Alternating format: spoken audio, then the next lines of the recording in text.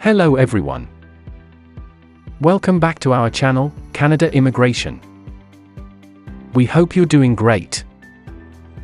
Well, in this episode, we'll discuss about more newcomers are choosing to settle long-term in Atlantic Canada.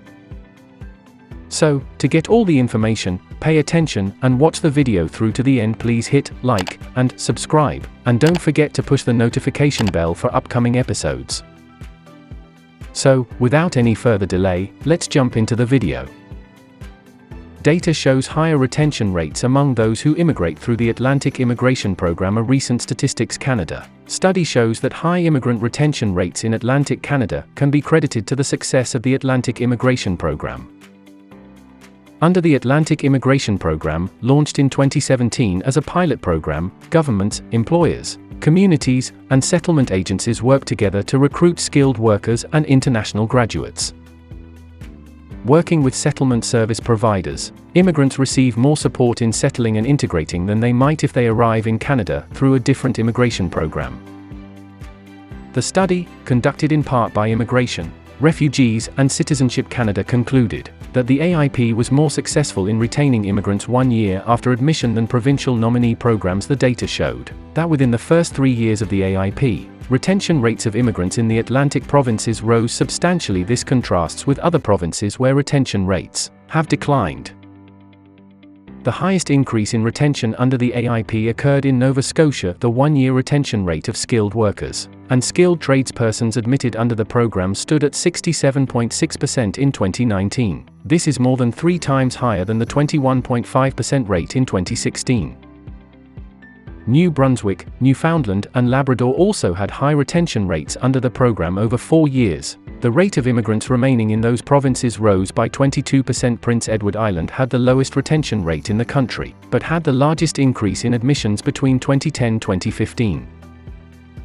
Why does the Atlantic Immigration Program exist?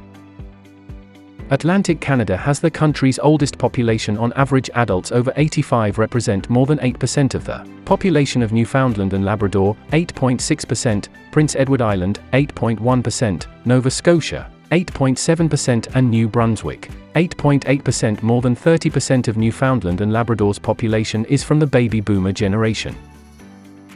This has led to a shrinking workforce that puts strain on the economy and makes it more difficult for the provinces to provide services such as healthcare. The AIP was established to remove some of the difficulties of settling in Canada for newcomers. This ensures easier and faster integration and higher rates of retention. The success of the AIP led to the program becoming permanent in 2022, as well as the establishment of other pilot programs, such as the Rural and Northern Immigration Pilot Program. Declining rate of retention in the prairies.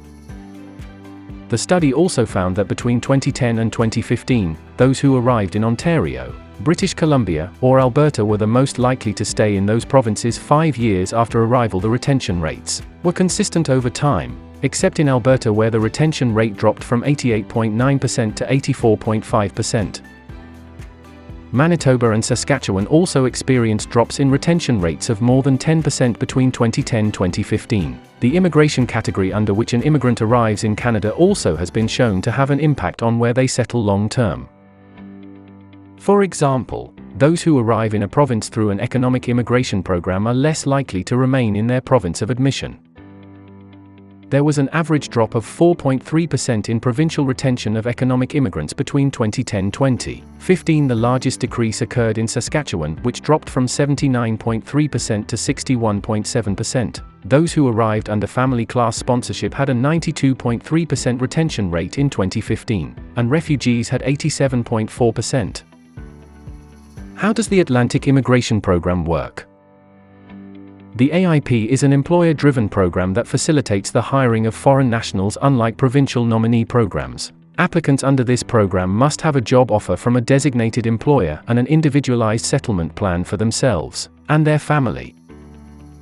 Designated employers do not need to obtain a labor market impact assessment. However, once an applicant accepts a job offer, the employer must connect them with a designated settlement service provider and help support them long-term in their integration. Who is eligible for Atlantic Immigration Program? Candidates for the AIP must have 1,560 hours of work experience over the past 5 years. There is an education requirement that can vary depending on your National Occupational Code's TEER. 1. If the job offer is at the NOC, TEER Category 0 or 1, candidates require a 1-year post-secondary educational credential or higher, or the equivalent outside of Canada. 2. If the job offer is at the NOC, TEER Category 2, 3, or 4, candidates require a Canadian high school diploma, or the equivalent outside of Canada. The language requirements also vary depending on the NOC, TEER category of your job offer. Those who are applying as international students must have a degree, diploma, certificate, or trade or apprenticeship certification that took at least 2 years of studies, and is from a recognized post-secondary institution in New Brunswick, Nova Scotia, Prince Edward Island, or Newfoundland and Labrador.